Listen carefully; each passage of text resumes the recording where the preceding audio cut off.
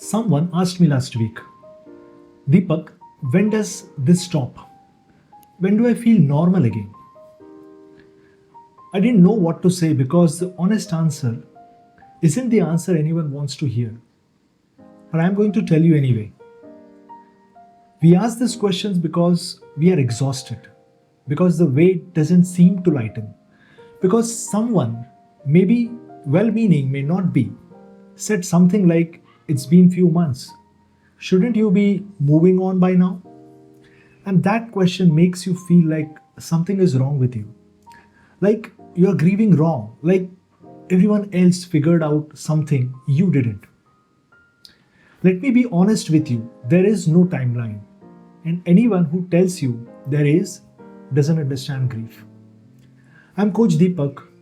I lost my wife in 2019. I'm a certified grief educator and I have asked the same question to myself more than once.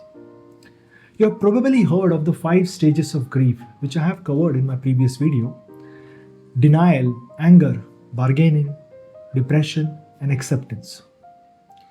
Here's what most people get wrong: those stages were never meant to be a ladder, they were never steps you climb and then you are done. Elizabeth Kubler-Ross, the woman who wrote about them, she said herself later in her life that grief doesn't happen in a neat row. You don't check off anger and move on. You might feel acceptance on Tuesday and be back in denial by Thursday. Grief isn't a line. It's not even a circle. It's more like weather. Some days it's a light drizzle. You can walk through it. Some days it's a storm that knocks you off your feet. And you can't predict which day is which. That doesn't mean something is wrong with you. That means you are grieving. And grief doesn't follow a calendar.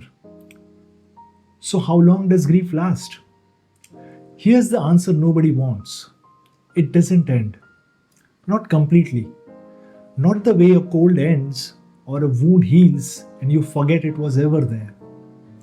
But here's what I need you to hear. That's not bad news. That doesn't mean you will feel this heavy forever.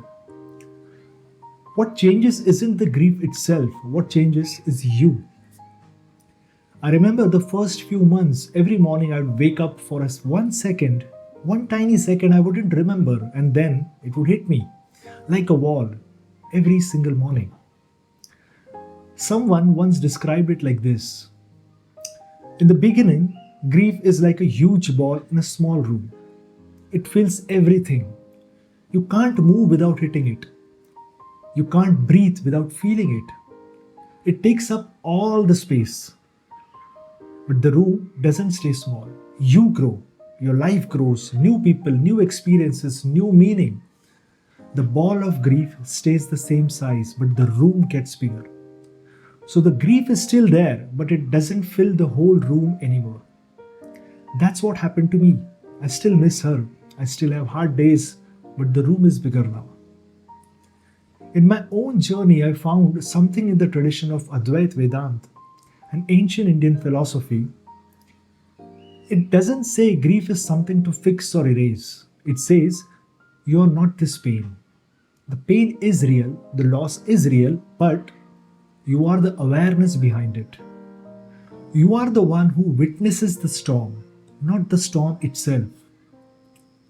This doesn't mean you pretend the pain isn't there. It means you stop identifying with it. You stop saying, "I am broken," and start saying, "I feel broken right now." That small shift, it changes everything. You are not your grief. You are the person carrying it. And the one carrying it is stronger than the one who thinks they are it. I know that might feel like a lot right now. That's okay. You don't have to get it today. Just sit with it. So instead of asking, "How long will it last?" maybe ask a different question. Not "When will this end?" but "What is this grief teaching me?" Not "When will I be normal?" but "Who am I becoming through this?" Because grief will shape you. That's not optional. What's optional is whether you resist it or whether you let it do its work. I resisted it for a long time. I pushed it down, kept going. Told myself I was fine, and you know what happened? It came out sideways, in anger, in exhaustion, in distance from the people I loved. When I finally stopped fighting the grief, it didn't disappear, but it stopped fighting me too, and something else started growing in that space. Not happiness, not yet, but meaning, purpose. The beginning of something I couldn't have imagined in that dark room. If this is helping you name something you have been carrying, subscribe. This channel exists for moments like this, where someone tells you the truth about grief, not the version the world wants you to hear. And if you need more than a video, if you need a community, the Heal Together Circle is there. I'll put the link below. You don't have to do this alone. So, how long does grief last? It lasts as long as love lasts.